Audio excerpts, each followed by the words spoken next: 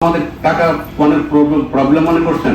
আমি টাকার প্রবলেম দেখি না, কারণ এদেশের যতগুলো মন্ত্রী মিনিস্টার যারা এই সরকারের বিগত সরকারে ছিল, তাদের কোটি কোটি টাকা, এক একজনের 400 কোটি টাকা মালিক, কেউ 360টা বাড়ি বিদেশে তারা আছে, কারো কোটি কোটি টাকার সম্পদ অবস্থান করতেছে। এদেশে সম্পদ আছে, বিদেশে সম্পদ আছে, সবগুলা কালেকশন করা দরকার।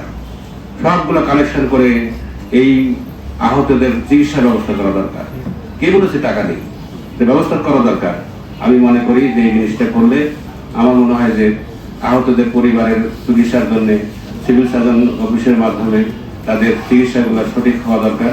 এটা এরপরে বিষয়টা হচ্ছে যে তাদেরকে জাতীয় বীরের যারা শহীদ হয়ে গেছেন এবং যারা আহত এখনো তারা জীবন্ত শহীদ যারা, তাদেরকে উপাধি দেওয়া দরকার। তাদেরকে একটা স্পেশালি একটা সম্মাননা দেওয়া দরকার, যে জাতীয় বীরের উপাধি দিয়ে তাদেরকে সম্মান দেওয়া উচিত আমি মনে করি।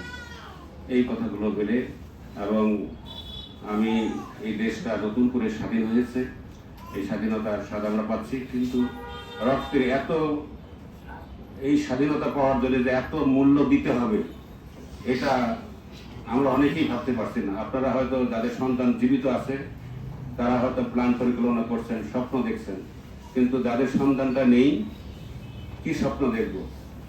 মাঝে মধ্যে দেখি যে আমার স্ত্রী পিছনে আছেন, বসে আছেন, মাঝে মধ্যে দেখি সকালে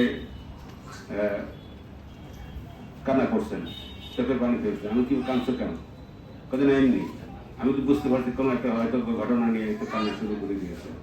এমনি করেই সময়গুলো কাটে, এবং এটা কাটবে যতদিন বেঁচে আছে ততদিন পর্যন্ত যেন সম্মানের সাথে থাকতে পারি।